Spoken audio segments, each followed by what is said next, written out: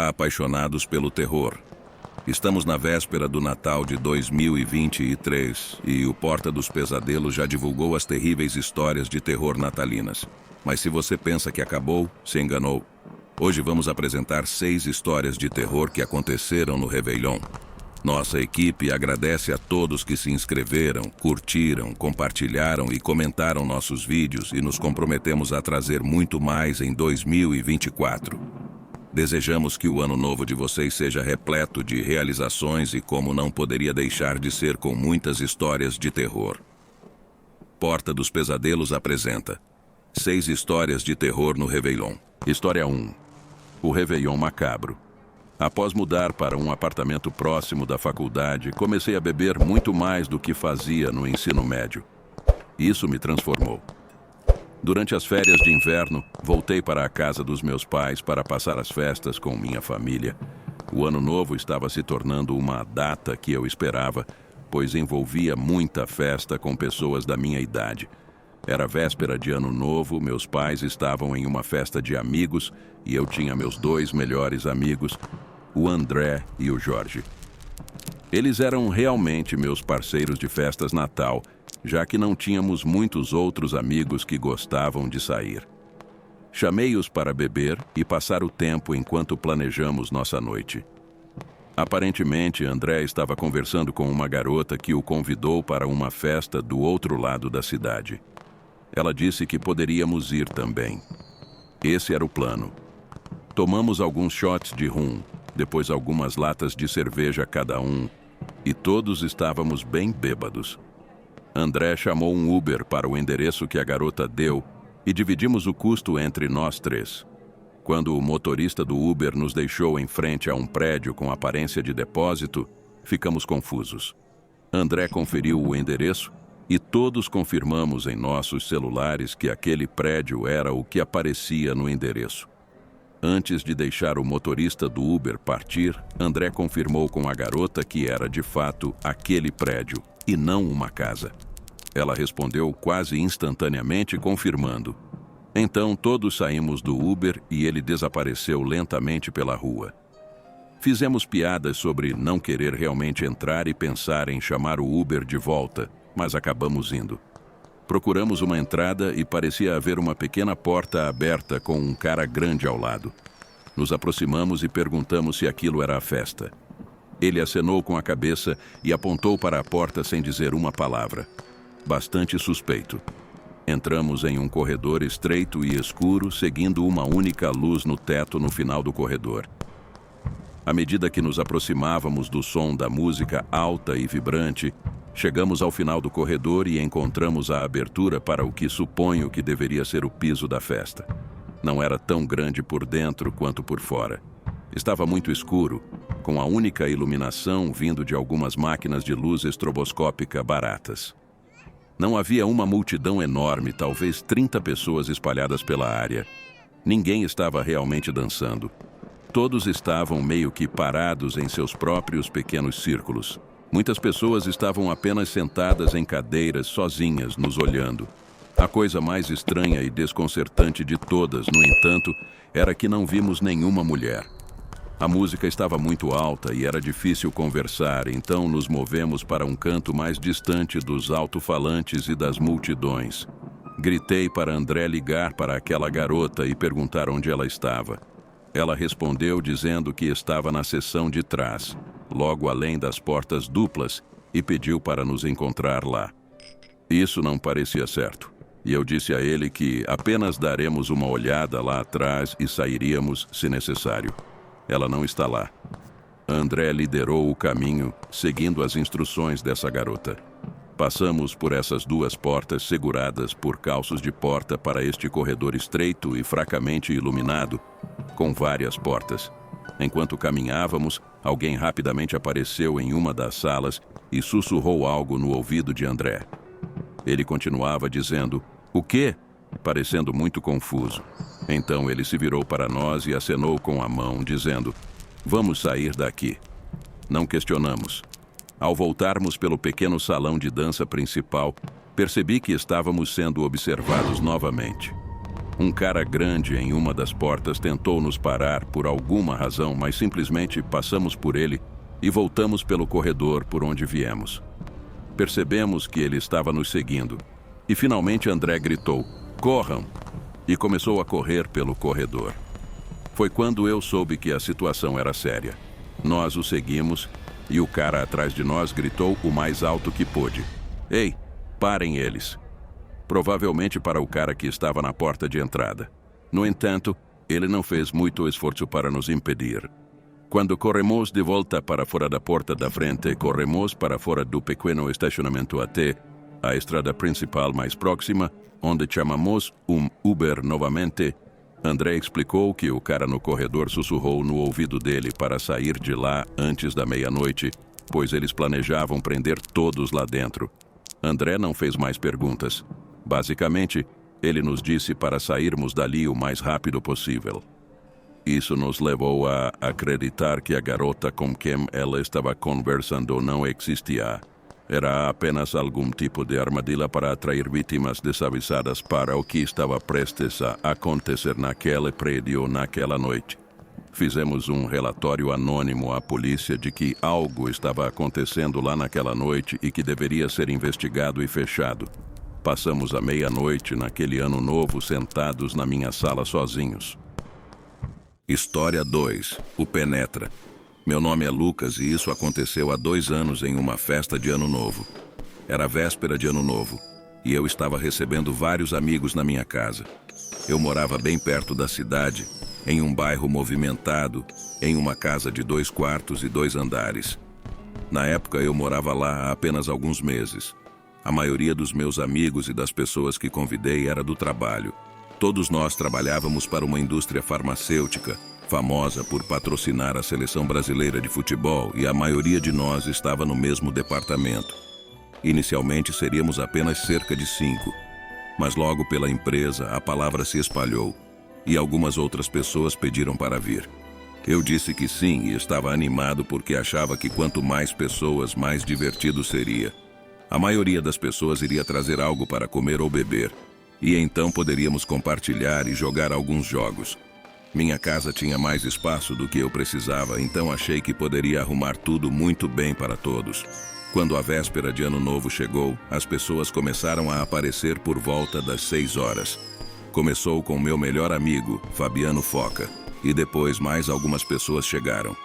Antes que eu percebesse, havia provavelmente umas 15 ou mais pessoas, entre meus amigos e colegas de trabalho. Tínhamos muitos lanches e jogamos alguns jogos. Lembro-me que, em certo momento, havia um cara lá dentro que eu não reconhecia. Não tinha certeza de com quem ele veio. Percebi que ele estava conversando com a Rachel, que era uma das minhas colegas de trabalho, e imaginei que talvez ele tivesse vindo com ela ou pelo menos a conhecia, pois estavam em uma conversa profunda. Mais tarde vi o cara novamente, e desta vez ele estava apenas parado no canto. Pareceu um pouco suspeito para mim, então decidi perguntar a algumas pessoas se sabiam quem ele era. Ninguém com quem falei sabia. No entanto, decidi ir procurar a Rachel e perguntar quem era o cara.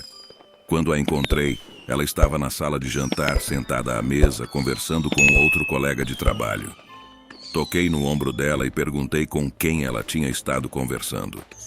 Ela me disse que não fazia ideia de quem era o cara, mas achava que ele estava agindo de forma estranha em relação a ela. Ela então me disse que o cara disse que era um velho amigo meu. Fiquei nervoso ao ouvir isso. Eu tinha certeza de que não conhecia esse cara e não tinha ideia de como ou por que ele estava ali. Sabia que teria que pedir a ele que saísse, mas realmente não queria confrontar as pessoas ou causar um conflito, algo que normalmente tento evitar.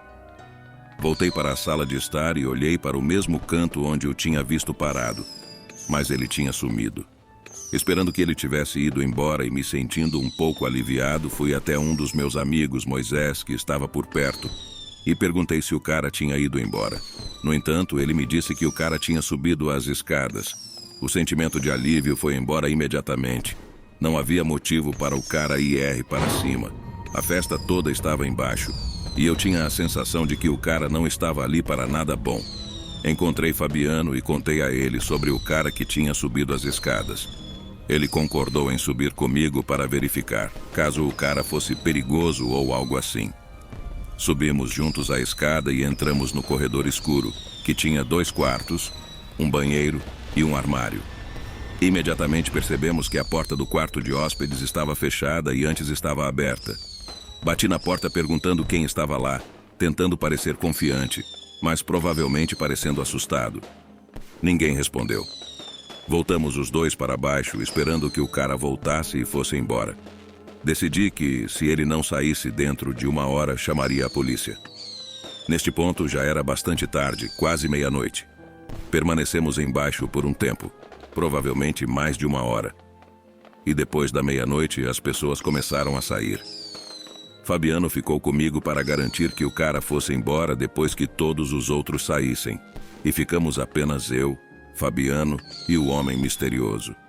Subimos novamente as escadas e desta vez fomos direto para a porta fechada do quarto de hóspedes. Batemos na porta e dissemos que chamaríamos a polícia se o homem não saísse agora. Ambos esperamos por uma resposta. Ficou silencioso por cerca de 10 segundos e então ouvimos o som de alguém andando atrás de nós. Mal conseguia ver o cara descendo as escadas e sumindo de vista. Depois disso, a porta da frente se abriu e fechou. E o cara tinha sumido. Ele deve ter se escondido no meu quarto em vez do quarto de hóspedes. Fabiano e eu estávamos apenas felizes por ele ter ido embora. A parte mais louca é que ele não roubou nada. Isso me preocupa se ele veio aqui apenas para machucar alguém. Felizmente ele saiu quando eu ameacei chamar a polícia. História 3. A tentativa de sequestro. Para contextualizar, meu nome é Monique e isso aconteceu há alguns anos. Fui convidada por alguns amigos para ir a uma celebração de Ano Novo na cidade. Eu moro a cerca de 10 minutos de uma cidade grande e todo ano eles têm atividades na cidade para o Ano Novo. Eu nunca tinha ido antes e geralmente íamos para a casa de alguém. Éramos cerca de 5 nos encontrando às 10 naquela noite. Eu tinha que trabalhar e só saí depois das 9, então não pude chegar lá quando o restante dos meus amigos chegou.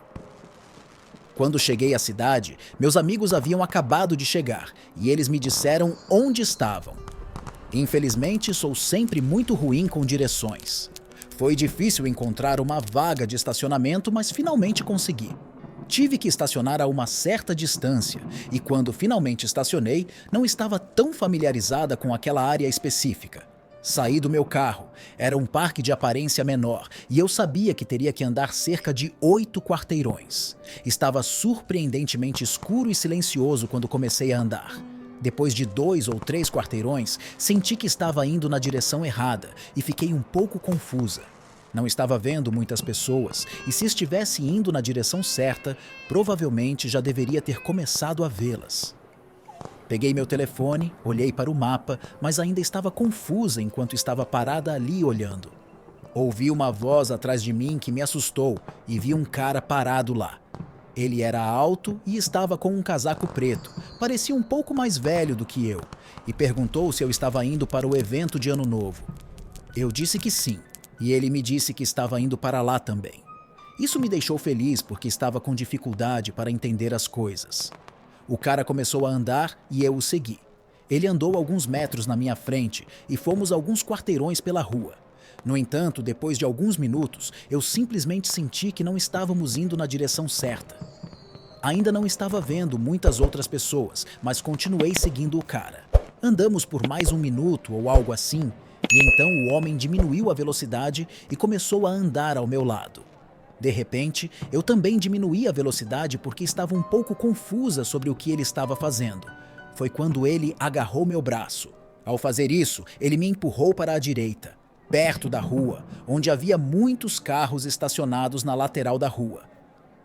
Ele me empurrou na direção de um deles, e então vi que ele destrancou a porta. Deve ser o carro dele. Eu disse ao cara para me soltar, mas ele não disse nada, apenas continuou me empurrando e depois mandou que eu entrasse no carro dele.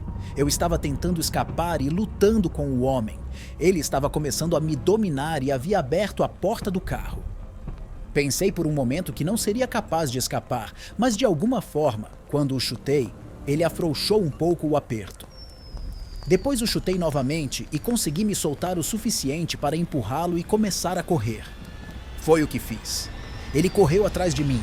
Eu corri diretamente pela rua de volta para o parque. Continuei correndo até não ouvir mais ele me perseguindo. Eu não tinha ideia de onde estava nesse ponto e liguei para um dos meus amigos. Depois de alguns minutos, consegui entender as coisas e encontrar a direção certa para chegar até eles. O restante do tempo, a caminho deles, eu estava realmente nervosa, mas eventualmente cheguei lá. Também liguei para a polícia assim que estava com meus amigos e contei a eles toda a situação. No final do dia, me sinto muito sortuda por estar viva depois disso. Isso aconteceu em 31 de dezembro de 2022. História 4. O invasor. Visitamos a casa da minha tia para a festa de Ano Novo deles. Ela convidou toda a família para lá a cada ano para a véspera de Ano Novo. Nessa noite era por volta das 11 da noite. Eu estava apenas no meu telefone assistindo a vídeos no YouTube e entediado. Então ouvi Luna, a cadela da minha tia, latindo na janela. Fiquei confuso a princípio, mas olhei para a janela sem pensar. Quando o fiz, pensei ter visto a cabeça de uma pessoa, mas ela abaixou meio segundo depois. Eu quase tive um ataque cardíaco com o que vi. Olhei pela janela para ver a pessoa, mas para minha surpresa ela não estava lá. Também estava totalmente escuro, então eu não conseguia ver nada. Disse a Luna que estávamos vendo coisas e ela se acalmou depois de cerca de 30 minutos. Mais tarde, minha mãe me chamou dizendo que era hora dos jogos de tabuleiro. Eu estava animado com isso, porque eu geralmente era muito boa nisso. Estávamos no nosso terceiro jogo, que era Jenga, quando, de repente, a energia acabou. Ficamos todos confusos no início, e os cachorros também. Alguns minutos se passaram. E meu pai e 2 dos meus tios decidiram dar uma olhada no gerador que estava do lado de fora da casa. Eles saíram e religaram a energia, mas assim que fizeram, vimos uma pessoa que tinha cerca de 2 metros de altura correndo na direção deles. Ouvimos barulhos de homens brigando. Enquanto isso, uma das minhas tias estava no telefone com a polícia. A polícia disse que chegaria em 5 a 10 minutos, mas isso não era o que eu queria ouvir, porque sabia que a briga levaria uns 2 minutos para terminar, e com certeza foi o que aconteceu. A pessoa saiu correndo para o quintal, entrando na mata. Depois de cerca de 5 minutos, a polícia chegou e fez uma busca na floresta, mas o homem não foi encontrado. A polícia nos disse que patrulhariam a área por cerca de 1 hora, o que me fez sentir melhor, mas ainda estava preocupada que o homem pudesse voltar. Depois que a polícia saiu, voltamos a OS nossos jogos de tabuleiro. E por volta de 00:40 nossa família estava indo embora. Entramos no carro e dirigimos para casa. No entanto, isso não é o fim da minha história, porque acordei às 2:30 da manhã com o som de um carro do lado de fora da minha janela. Olhei para fora e com certeza era o mesmo homem da casa dos meus tios. Levantei e fui para o quarto dos meus pais e os acordei. Meu pai olhou pela minha janela e viu o homem se aproximando do nosso quintal segurando um pé de cabra. Minha mãe pegou o celular e ligou para a polícia e eles disseram que chegariam em 5 minutos. Enquanto isso, o homem estava na nossa porta dos fundos tentando arrombar, mas não teve sucesso. A polícia chegou e prendeu o homem. Me senti muito melhor e consegui dormir bem naquela noite. Isso foi há alguns anos, mas lembro como se fosse ontem. Até hoje fico arrepiada ao pensar no que o homem teria feito conosco. História 5. Manchas de sangue na noite do Ano Novo. Naquela noite, uma suave neblina cobriu a cidade, criando um pano de fundo sereno para as festividades prestes a acontecer. O ar zumbia de antecipação enquanto as pessoas se preparavam para uma noite repleta de risos, alegria e a promessa de novos começos. Eu tinha 2 amigos, Bill e Sofia, que moravam no mesmo apartamento que eu. Nós 3 decidimos celebrar a véspera de Ano Novo juntos. Assim que deu 11 horas, dirigimos-nos a um clube popular na cidade. A festa estava animada, com música, bebidas e dança. Estávamos nos divertindo muito, todos aproveitando a noite no clube, quando de repente a escuridão envolveu tudo. Todos ficaram surpresos. A escuridão era tão intensa que nada era visível para ninguém. Comecei a chamar meus amigos, mas o barulho era tão alto que nada podia ser ouvido. As pessoas estavam se chocando umas nas outras devido à escuridão. De repente, gritos se juntaram ao caos. Eu estava confuso e preocupado, às vezes caindo para um lado, às vezes para o outro. Eu não conseguia entender o que estava acontecendo. De repente, alguém ligou uma lanterna de celular. No momento em que a luz se acendeu, vimos manchas de sangue no rosto da pessoa. O celular escorregou de sua mão e ele começou a gritar como louco. A mesma coisa aconteceu com todos que ligaram suas lanternas. Tudo estava acontecendo tão de repente que as pessoas não estavam funcionando adequadamente. Aqueles que tinham sangue respingado no rosto caíam e não conseguiam se levantar novamente. Um por um, as pessoas estavam sendo incapacitadas. Depois de um tempo, apenas alguns restaram no clube. Comecei a fazer barulho para guiar meus amigos na escuridão. Felizmente, eles estavam seguros. Estávamos discutindo o que poderia estar acontecendo quando meu amigo tirou um celular. Assim que vi, fiz ele jogar longe porque não queria que ele se envolvesse no que estava afetando aqueles que testemunhavam algum poder invisível e caíam. Lentamente e cautelosamente, começamos a nos mover em direção à porta de saída do clube. De repente, meu pé colidiu com algo sólido e estava prestes a cair quando Sofia segurou minha mão e me salvou de cair. Segurando as mãos um do outro firmemente, continuamos a avançar. Depois de tropeçar aqui e ali por um tempo, finalmente encontramos o caminho para fora. À medida que emergíamos da escuridão do clube, a luz lá fora nos recebeu. Por um momento, nossos olhos lutaram para se ajustar à luminosidade repentina. Assim que nossos olhos se tornaram capazes de ver, começamos a correr sem pensar. Bill e eu corremos bastante quando paramos para recuperar o fôlego. Percebemos que Sofia não estava conosco. Nossos corações afundaram. Tínhamos perdido ela.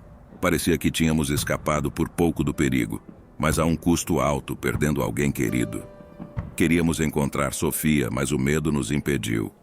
Nossos celulares foram deixados no clube. Às 3 horas da manhã, o silêncio completo era nosso único companheiro. Finalmente, um motorista parou o carro quando nos viu naquele estado.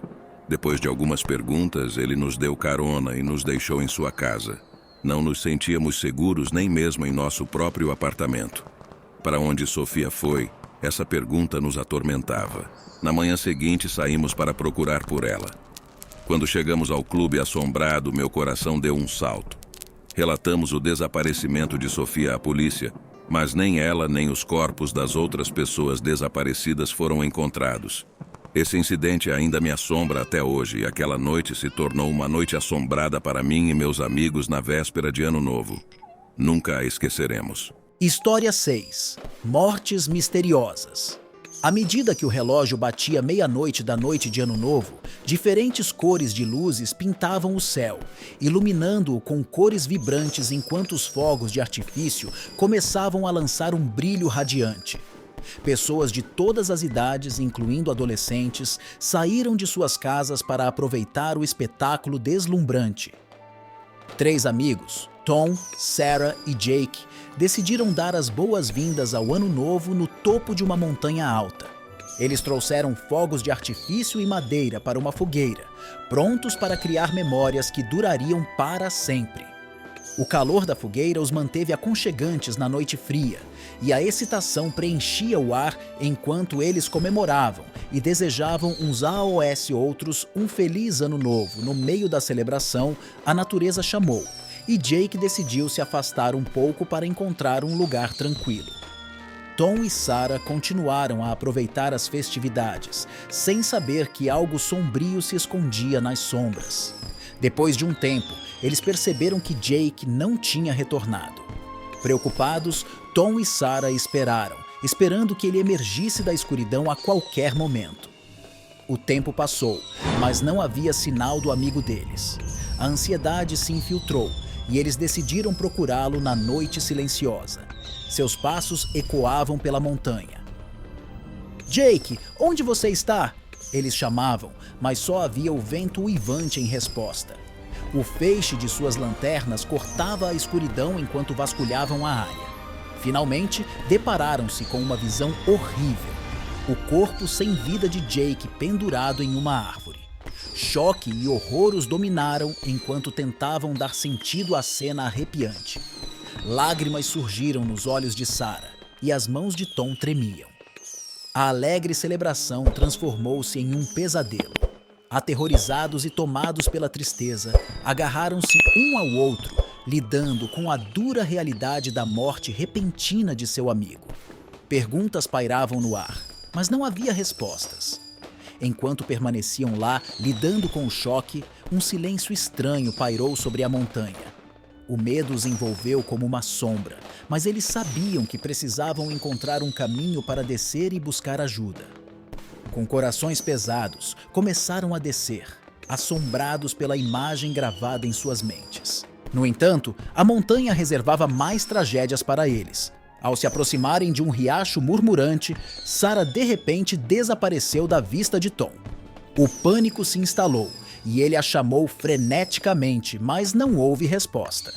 Desesperado, Tom procurou nos arredores, temendo o pior. O ar parecia espesso de tristeza quando ele se deparou com outra visão angustiante.